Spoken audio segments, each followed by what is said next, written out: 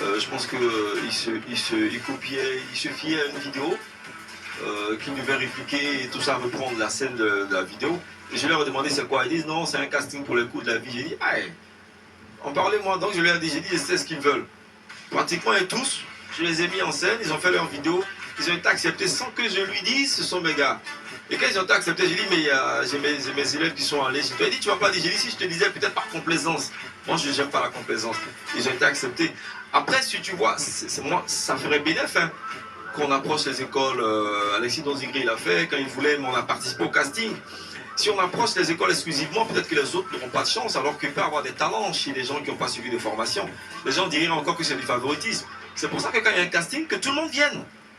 Tout le monde, tu viens d'une école, ben tu viens, s'il y a ce truc-là, ben ça passe. J'aimerais compléter ce que Posca a dit, parce que j'ai remarqué qu'il y a des réalisateurs qui travaillent avec des influenceurs, comme le film de O.L. Brun, ou bien certains influenceurs font des coups de vidéo de comédie, en fait. On a le comédien Ange Freddy ou Diana Boli. Que pensez-vous de tout ça? Ah non, pour le business, mais c'est bon. Ah non, non, moi-même je... Et là, on peut dire que c'est des nouveaux visages. Alors, aussi. moi je regarde sur la toile, déjà moi il y a ce côté business, mais il y a le côté moral. Il y a quelqu'un qui, de ses vidéos, de son contenu de... comment vous appelez ça là? Son contenu, voilà, ces éléments qu'il promulgue et tout ça. Il n'y a que on n'est pas dans ce qui va amener la jeunesse à la dérive.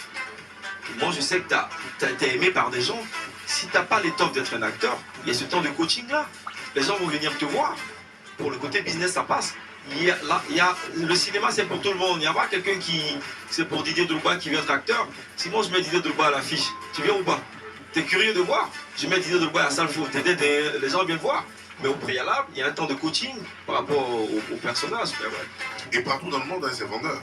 C'est vendeur de mettre quelqu'un qui a 2 millions, 3 millions, 4 millions d'abonnés. Ces 4 millions d'abonnés là, je vous assure qu'il y a beaucoup qui vont venir en salle.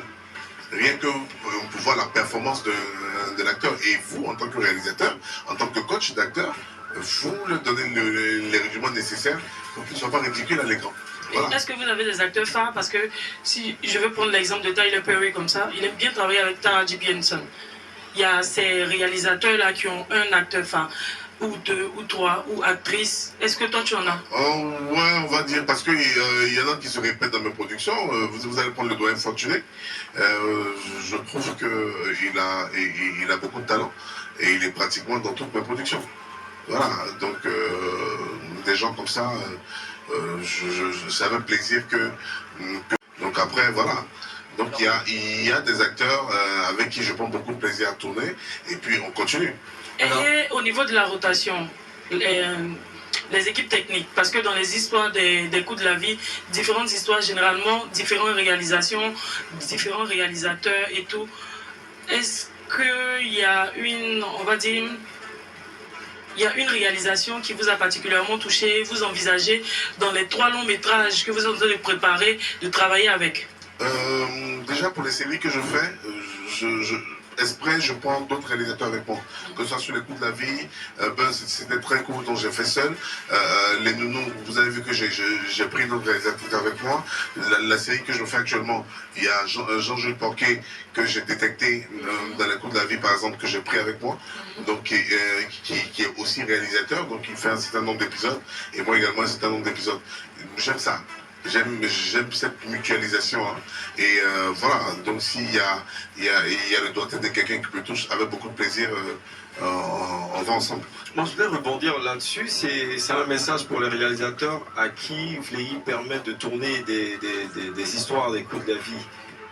Aïe, il pourrait dire, attends, je fais ça moi seul, je suis égoïste. Si vous sentez qu'au niveau du coaching d'acteur, vous êtes limite, approchez les gens. Parce que et ça, en même temps, il est là, c'est un conseil. Il ne faudrait pas que ça mette la petite tache noire là sur les coups de la vie, qui pour moi est notre bébé. Tu as des histoires que tu vois le coaching de certains réalisateurs. Ils sont réalisateurs techniques, mais pas artistiques. Il faut approcher des gens. J'ai posé cette question à cause de M. Maoula, parce qu'il avait fait un post dont Prisca a critiqué la dernière fois, en disant que pour les phrases de Binto, oui. concernant l'actrice principale, la rumeur que vous n'étiez pas trop d'accord. Bon, après, on va pas en faire un débat. Je pense qu'on s'est compris. Il faut qu'on se comprenne. Pour moi, pour moi, c'est pratiquement un biopic, les phrases des Bintou. Tout le monde rêve. Pour moi, c'est un patrimoine. Moi, je suis patriote. Je suis pas xénophobe. Non, astaghfirullah. Je suis musulman. Il faut qu'on s'aime les uns et les autres. Mais honnêtement, il faut qu'on soit franc. Vous ne prendrez pas une si longue lettre de Mariam Abba au Sénégal et puis prendre une actrice ivoirienne. Ça ne suffira pas. Il y a beaucoup d'actrices au Sénégal. Et en plus, même la phrase des Bintou, l'oncle de Monique, il est burkinabé, il n'est pas sénégalais. Donc tu travestis l'histoire. Dans 50 ans, tu racontes quoi aux enfants? Que c'est ça, c'est tripatouillé, c'est ça mon inquiétude en fait. Sinon, à part ça, non, voilà. Alors, en termes de défi pour vous, vous pensez que l'authenticité de la narrative est importante? Alors en termes de défis, moi je conseillerais à nos réalisateurs de raconter des histoires avec nos ingrédients. Souvent on a l'impression qu'on fait la promotion de la Côte d'Ivoire parce qu'on tourne en Côte d'Ivoire. Il faut mettre un point sur des éléments américains, mais on reproduit le style américain avec des ingrédients ivoiriens. C'est ce qu'on est en train de faire dans ce long métrage. Si vous remarquez, c'est Korogo. Hein? Séguéla aussi. Séguéla. Donc vous allez voir que l'inspecteur que je suis, j'ai fait la proposition au réalisateur. L'inspecteur que je suis, pratiquement tous les pulls que je porte, c'est des villes de Côte d'Ivoire. Et quand on va dans un restaurant, c'est Guaguassou, Nyamankoudi. C'est vraiment comme ça qu'on fait la promotion du pays. Déjà, on peut commencer par les langues. 30%. Dans ce long métrage, on parle langue, on parle sénoufo, on parle baoulé. On a un inspecteur qui parle baoulé. On peut commencer par 10% de langue, 30% de langue, et puis ainsi de suite. C'est comme ça qu'on va se positionner. Je vais finir avec ça. Quand vous regardez un film américain, quand on va dans la mafia russe, on parle russe. Quand on va dans la mafia italienne, ils vont parler italien. Est-ce que vous pensez qu'aujourd'hui, il serait intéressant d'avoir une plateforme, en parlant d'authenticité et de préférence locale, qui soit donc mise en avant par des promoteurs, producteurs locaux? Quel est votre avis sur la question? En termes de défi, est-ce que c'est nécessaire aujourd'hui d'aller vers ce type de plateforme? Moi, mon souhait, c'est qu'on ait quelqu'un qui n'est pas du milieu, mais qui a le ciboulot développé et qui vienne faire notre business. Vous avez ces gens-là. Moi, je l'appelle un manager général. Un manager général qui vient dans le milieu et qui dit tac, tac, tac, tac, on fait ça. Bim de chez bim. Parce que nous, on va essayer de le mettre en place. On a souvent trop d'ego et trop d'orgueil. Ça va venir de qui? Pourquoi c'est lui qui a fait en premier? Pourquoi c'est lui qui a fait en premier? Non, je donne pas mes films parce que c'est lui. Non. C'est pour ça que ça traîne, ça glisse.